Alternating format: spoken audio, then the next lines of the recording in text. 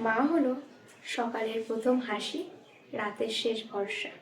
মা এই শব্দটা অনেক ছোট হলেও এর মধ্যেই লুকিয়ে থাকে প্রত্যেকটা সন্তানের নিরাপদ আশ্রয়।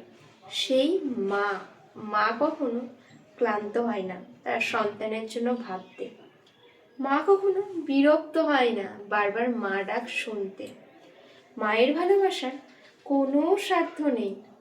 পুরো পৃথিবী যখন হিসেব করে ভালোবাসে, মা তখন বিনা শর্তে পাশে থাকে, নিজের স্বপ্নগুলো চুপচাপ গুছিয়ে রেখে। সন্তানের স্বপ্ন পূরণ করাকেই নিজের লক্ষ্য বলে মনে করে।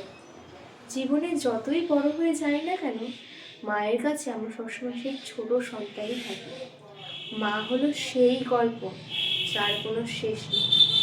তাই পৃথিবীর সকল মাকে জানাই শত কোটি প্রণাম ও ভালোবাসা।